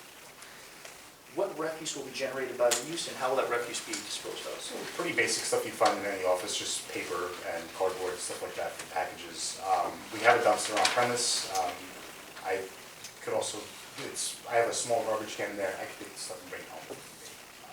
But we do have a dumpster on site. Your proposed use will be in the rear of an existing building. How is that existing business in the building in front of yours used, and how will that interact with your business? Sure. So the building directly in front of me is a body shop. And the only real interaction we have with each other is there is a shared driveway. I've had extensive conversations with them already about kind of usage of the driveway, and I don't think there would be any issues with sharing. And And that driveway is located on the lot that your building's Yes, it's located on our lot. So they share that driveway by virtue of an easement to access their property. I have no further questions of this witness, Mr. Chairman. Any questions by members of the board? Just one quick question. I didn't have a chance to physically visit the site, so I was using Google Earth just to get a better sense for what the area looks like. It looks like at this moment, there's a large recreational vehicle behind the building you're using. Sure, so You want there's... to see this is from Google Can I- Earth. So, let's see. It looks like almost a trailer. Yeah, so this is Right the here. old, oh, right Yeah, here? right here, this Okay. So this is from, this must be old because there's... 2018, it's the image from Okay. 2018. So the building was recently purchased and the owner that purchased the building did extensively clean out the building and the property. There was a trailer on there. He said there was, debris from the masonry that was there beforehand, and they did clear everything out. The building is pretty... Lots clear down? Yes, lots totally clear. Mr. Rago, would you like to mark that as board exhibit? You want It's to... an aerial or Google Earth? All right, why don't we mark it A1, Fair enough. aerial photo 2018 of the subject property. Mr. Patel, just to clarify, your testimony is there's nothing out in that area right now? Yes, correct. The easement is in writing from public service? I believe so, yes. I do not have, and I could not uncover a copy of that easement in time to submit it to the board. I don't have it. In my experience with the PSE&G easements that exist, it's normally a prescriptive easement, meaning that it's existed so long that it's not something that is in writing per se, but it's just something that's accepted over time. With that being said, at any given time, PSE&G could very well say that they can't use that property in that way. Long and short of it is, this applicant doesn't intend to use that area at all. I have a number of questions. Do you obtain any of these cars by auction? Yes, so I buy cars from car auctions, new car dealerships, and I buy cars directly from the public. Okay, so you do all three. Yes. All right. I assume that when you buy some of these cars, they need body work, this work, that work, and you would be using the auto body next door, is that it? Absolutely, so I do not do business with J Auto Body. I have Your own auto body? 4 pre-existing shops that I do work with already outside of the area. 2 are in Newark, 2 are in Patterson. And you have trucks that transport the cars? So I do not do any type of trucking with that myself. The only times that I send cars on trucks, and I'll get into more detail for it, is out of location in South Jersey. That's the only time trucks are used whatsoever. Anything done up here is just myself or my father driving cars. So what you're saying is, these cars would be brought onto the property, how? I would physically drive them in. We have dealer plates. So I'm you a have licensed- dealer plates. I'm a licensed New Jersey car dealer for the past Now, 7 what years. happens if the car doesn't operate? Because I believe when you buy cars at an auction, Sure. it's as is. So that's a common misconception. I don't go to those kind of car auctions that you're maybe thinking of. When I buy cars from car auctions, Ford Motor Credit, off-lease cars, Chrysler, Capital. And to your point, sometimes they are damaged or have mechanical issues, but if something is like that, it gets sent right to where it's going, or if it's drivable, I drive it right to where it has to go to get fixed. So it's pretty much just the car that I get home at the end of the day and switch it out for my personal car and go home. You deal with the rent-a-cars such as Enterprise? I do not deal with enterprise cars, but I'm familiar with the Hertz process. or the other I deal with, Budget? I work with Hertz. I work with a company called CC Rentals in Manhattan as well.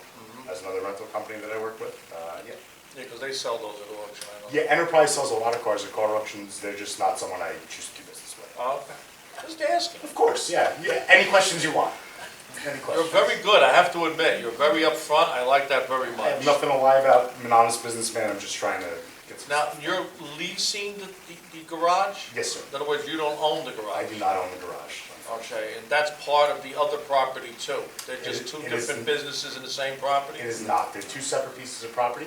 Oh, really? Yes. Because it looks like they're attached. They are attached. They are. I thought they were. No, when I say attached, I mean the walls Gotcha, abut. gotcha. But they're separate Separate buildings with separate lots, separate buildings. Both buildings are on the lot lines, the respective lot lines. Oh, okay. So in the front of the front lot, I'm going by the picture we saw. Yeah, we're 7305 Lot 2. That's 7305 Lot 1 is J.A. Auto Body in front. Different property, different owner. Now, that's a trailer or something, okay. But that's gone. That's gone, okay, no, I don't know, I'm just looking at it. All right, the access to here is from where? It's from Berton Place. Okay. And Berton Place comes out to where? We've got a flag, so the lot is a flag lot, Mr. Chairman. As you can see, Lot 1 in the rear, the lot line follows the building, follows our building, and then follows the other building. It looks like it goes to a dead end. No, it goes to, King no, it does King not. Street's a dead end there, isn't it? No. What's this? So what's this? King Street goes both ways there, Farmers. east and west. Is that it, Carmer? Farmers, dead end. Oh, Carmer's the dead end, okay. That's below it, though. That's Below it goes to St. Mary, like St. Mary's. Here's what I'm looking at. I'm looking at a wall here where it goes to the, here. Look at That's it. I believe that's a condo complex right there that you're looking at. Condo complex? Yeah, I'm sorry. Because it goes to a ground area. So this is our building right here. Yeah, to the left. To the left. See the ground behind it? Look at the ground behind it. Go up, up, up. Here? No, down a little. You keep on missing. I'm sorry. It's the ground. Your building is the black building, This is my correct? building, yes. All right, now go up one, like half an inch. See all that ground there? Yes. Go to the left. See there's a wall there? What street is that? That's St. Mary's Place. St. Mary's Place. Okay, I'm just We have St. Mary's and there's Place. a drop off, so we're not visible from St. Mary's. That used Oh, okay. That used to be the Carino property. Okay, all right, I'm just asking. All right, thank you, thank you. I'm satisfied. That's below it, it's a wall there. Huh? Yeah, go ahead, I just got a few more. Do you propose any improvements or modifications to the space? For instance, do you have any fans for exhaust or anything else that you need for No. any fire retardant issues there? As far as I'm concerned, everything is up to code inside of the building, and there's nothing additional that is needed. Okay. I'm assuming no one can just walk in, look at these cars and buy one from you? No, and that's not the business that I'm in either. No So, retail? I'm not in the retail business, no. That could be conditioned. Yeah. Mr. Ago, if I may, just for a brief moment. One of the conditions of Mr. Koeppel's dealer's license is that this resolution does not include a condition that restricts him from selling vehicles. So he will not sell vehicles out of that site, but if we include that condition in the resolution, he will not be able to use this property. I could elaborate on that as well. It's part of his... Okay. So in the state of New Jersey, every other state does it differently. New Jersey is the only state that does this. They issue one type of dealer's license. It's for retail and wholesale. Every other state has wholesale, retail, and a combined license. New Jersey only gives you one. So if there is any verbiage that says that you're not allowed to sell cars at the location, I will not be allowed to have a licensed location there. You have a wholesale license? I have a New Jersey used car dealer license, Used car. which encompasses used and retail and wholesale sales. Okay, so how do you propose, if the board does not want you to sell cars out of the property directly, Of course. what language do you propose we use that won't hurt you, but will cover? Well, wait, No vehicles we've are done dis- this before, Okay. so let me explain it. We did it before, where a person has the used car license. However, they can only sell cars by appointment only. We've done that. Yes. And that's, You have a problem with that? so the state of New Jersey has a requirement that I am open for 20 hours a week for them to be able to come in and audit my records. So I need to have 20 office hours. Doesn't mean I need to let any people come in, but if there's specific verbiage that says that, no retail customers are allowed to ever walk inside the door, the Oh, state will I'm not reject. saying that. Okay, I'm saying by appointment only. And maybe we include your hours of operation that then add up By to the appointment only necessary... during yes. normal business hours, something like, Yeah. I'm sorry? by appointment only during normal business hours? Yes, Would that that would work? That would be absolutely perfect, yes. Is that, Yes, because we had one on Belmont Avenue near Franklin Street, and he's got a sign there, if you want to see any cars that we have for sale, call this number. And they would make an appointment, and the guy could come over and look at the car. Absolutely. I have no problem with that. I don't care if they even take the car out and test it on the road, I don't care. But the whole thing was that they would only do it by appointment. So you have no problem with us putting that language in? Absolutely no Now, issues. will that probably ever happen?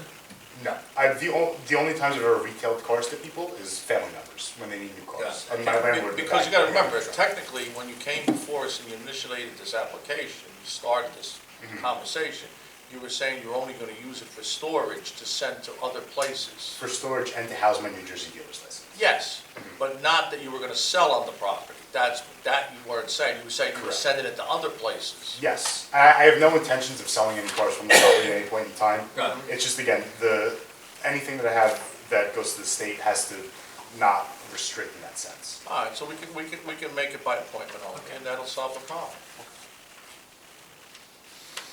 That way, and we can put hours of operation for you to make the appointments. I have no problem. That's perfect, yes, absolutely. I need to make things easier. What? No, do we want to get into the nitty-gritty of hours or just? Well, yeah, you don't want. He indicated 20 hours a week. So Listen to me, you have to have hours all the time on any business, because otherwise, we've seen people open at 9, 10, 11 o'clock at night. So I have no problem with putting normal hours, What's the latest that and you you would can like only to be sell, able to deliver? you can only show or sell cars by appointment only during those hours, that's it. The state of New Jersey requires the hours to be between Monday through Saturday, 9 to 5. So the hours would be allocated somewhere in there. Yeah, I have no problem with that. Awesome. 9 to 5 is okay with me. Monday through Saturday, 9 to 5. And there's gonna be no repair work done on the property? Absolutely no repair work. I am very unmechanical. Yeah. Okay. So during that time frame, you'll carve out 20 hours. Yes. Got it. Yes, sir. Yeah. 9 to 5, you can use any 20 hours in that time or more, as long as he's only showing cars and selling by appointment only. Mhm. And you put a sign up to that effect. Yes, absolutely.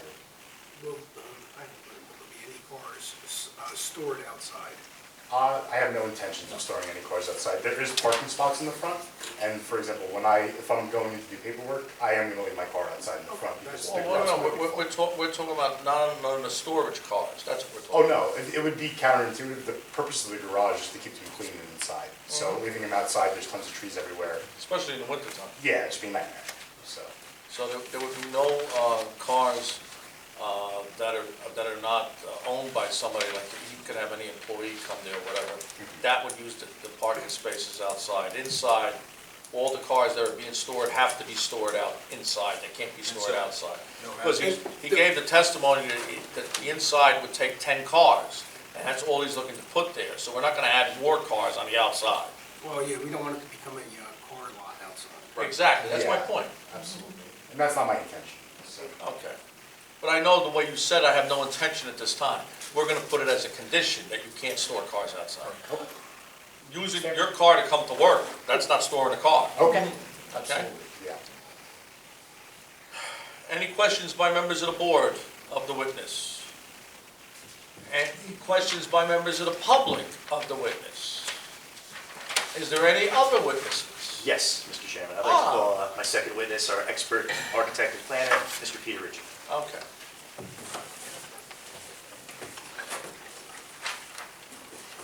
Mr. Ritchie, could you raise your right hand, please, when you can? With regard to this application, do you swear the testimony you're about to give shall be the truth? I do. Could you state your name, spell your last name, please? Peter Ritchie, R-I-C-C-I. I'm with, my firm is Architecture Plus, located in West Caldwell, New Jersey. I have presented here in front of this particular board. Your licenses are still in place? My license is both as an architect and a professional planner are both in place. Okay. Accepted, Mr. Chairman? Yes, accepted. And we are going to have Mr. Ritchie testify as an architect and as a planner today. So No problem. Be so kind as to accept him in both those capacities. I apologize because I came in with my umbrella and forgot my easel, so I'll hold this if this That's is okay. okay. And this is what we have, correct? This is Correct. exactly what you Exactly, have. it's an exact copy of what we have. No So different. that don't even have to be in for evidence, because we Okay. already have the evidence. Thank you. Mr. Ritchie, would you describe the existing condition and use of the property? Okay. This is going to be pretty easy for me because I think a lot of this has already been said already, so I'm sorry if I'm repeating it. There is one building on the lot. It is a flag lot. The adjacent automobile car repair shop is not part of this property. Auto Auto body. Auto body repairs, correct.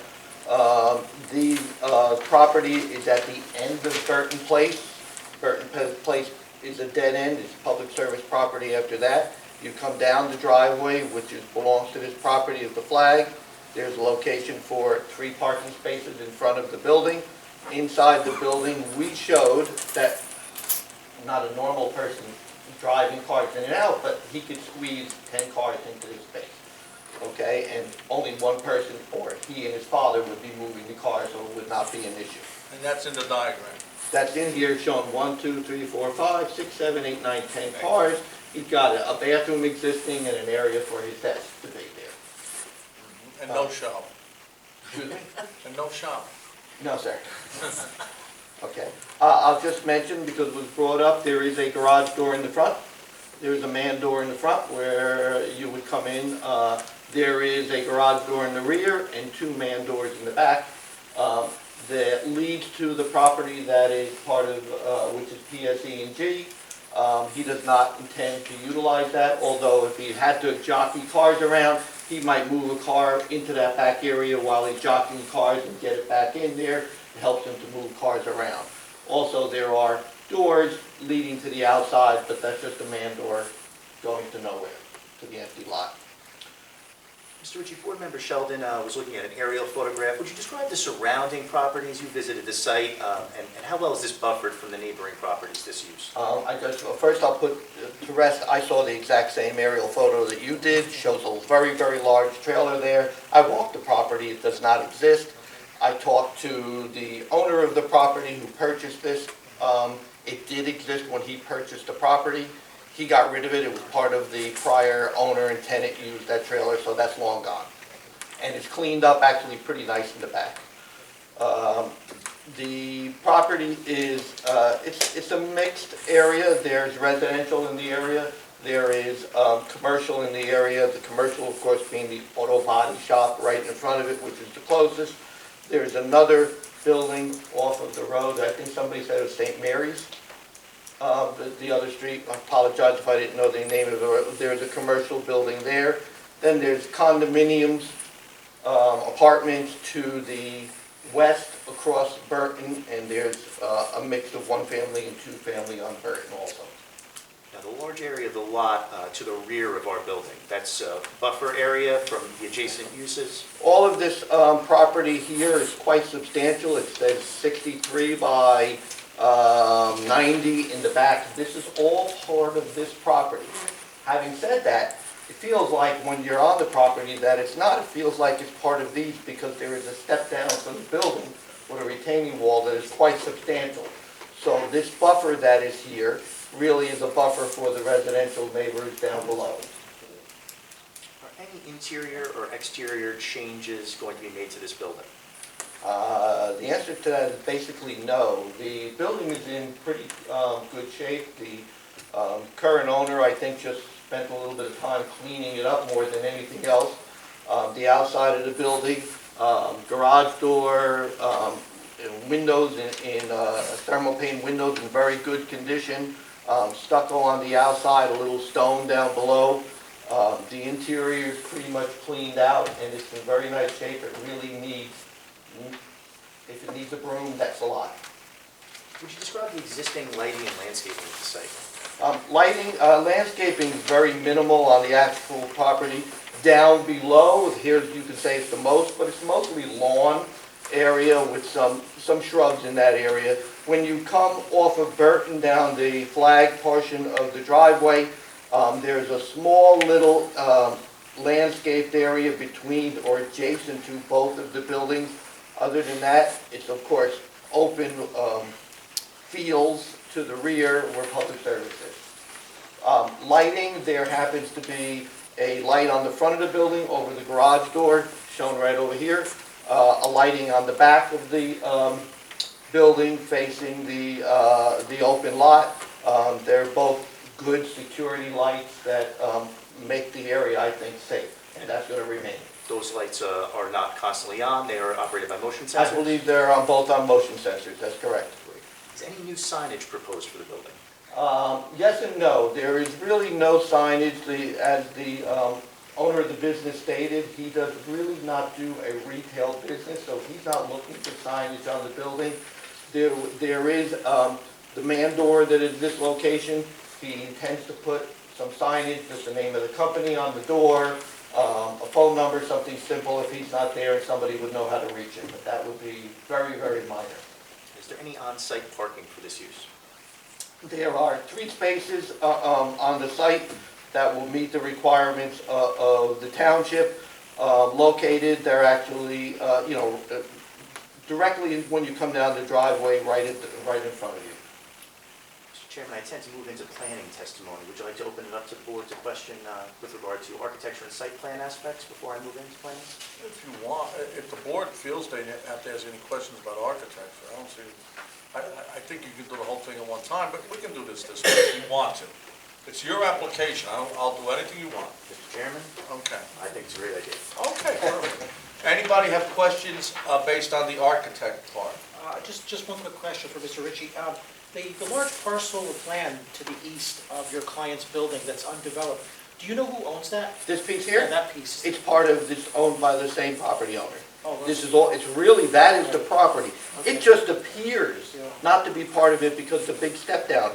If you stand here, you have to look down, I don't remember, 8, 10 feet Oh. before the elevation.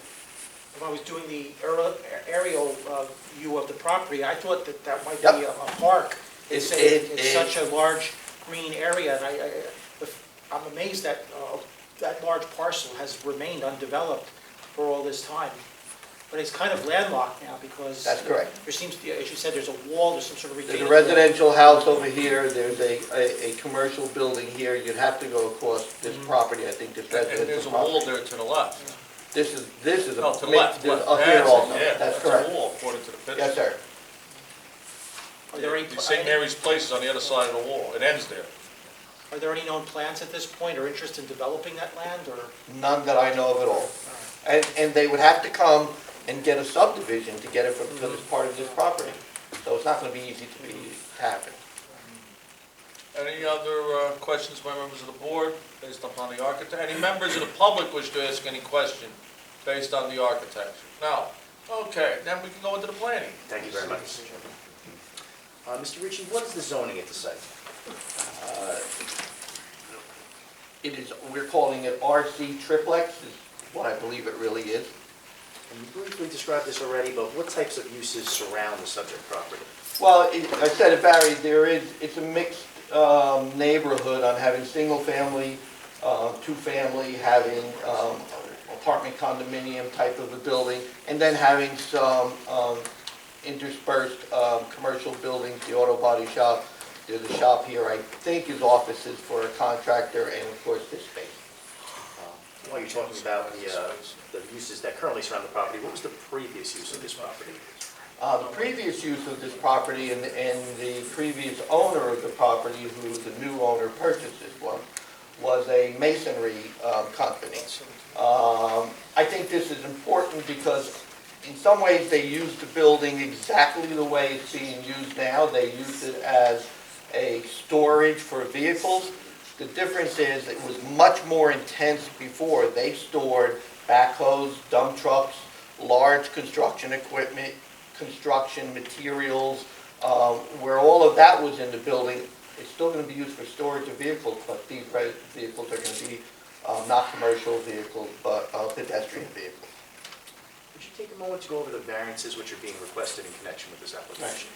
Variances are 4.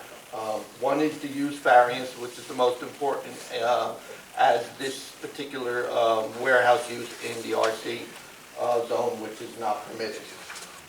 The other variances are, bear with me, myself. So the front yard, the width of the front yard.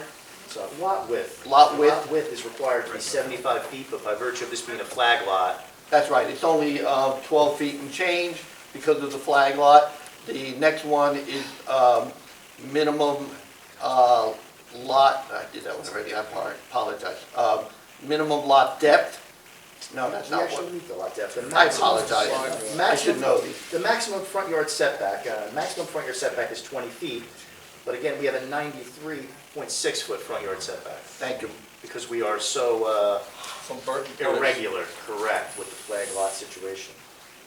And also, we've got a minimum side yard setback. Side yard setback where it's required to be 5 feet, and we are actually less than 1 at .84. And were this application approved as presented before the board, do you think there'd be any substantial detriment to the Belleville zoning ordinance or zone plan?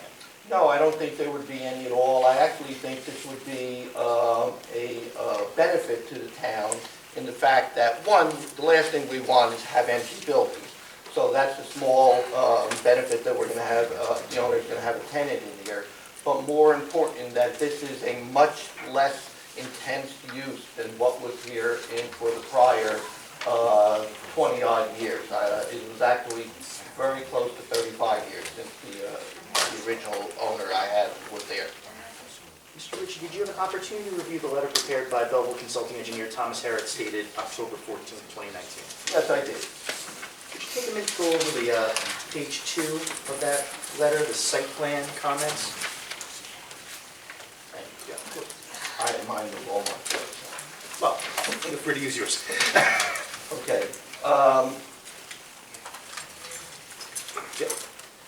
Please take your time.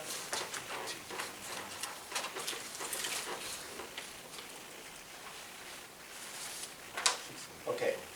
So the engineer's letter brought up several items, all of which we talked about, that we need a bulk C variance of lot width, of front yard, and side yard, and we addressed those three and what they are. They're all existing, not to be changed at all. And then there is a D variance for a non-permitted use.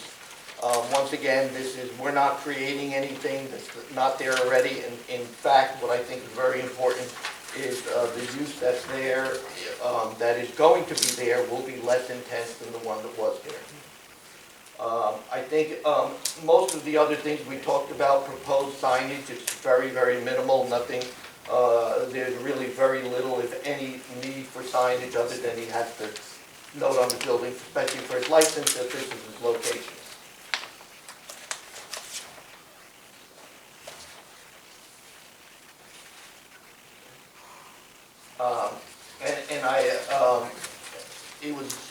We have to prove and we have to state, which I really strongly believe on this case, that the variances, if you grant them, existing variances and the use variance, will not substantially impair the intent of the zoning code. I think this is a good application for the town at this piece of property, and I hope you agree with me and you would also vote in favor of this. Mr. Chairman, I have no further questions of this witness. Now, the positive criteria, can you give us at least one that meets NJSA 40-:55D2? So why is this site particularly suited for this proposed use? Well, understand the site as it is a very difficult site to be used for many applications. It was talked about that there's a large piece of property behind it, which is part of this property, that is pretty much not accessible from the access to this property. The owner can't use it, the tenant can't use it. It's really there for benefit of the town and everybody else, this other piece of property. The property is very limited to how much, you can't have very much parking outside of it. If this was a business that was going to get a lot of activity, and his business doesn't get much activity at all. So the outside parking, although it meets the code requires you have 2, we're going to have 3 parking spaces. He doesn't, the operator is going to need that or very little. And his business is going to be confined 99% to inside the building. You're not going to get noise, you're not going to get anything that any neighbors, they're going to barely know he's there. So I think this is very beneficial. Any other things? Questions by members of the board?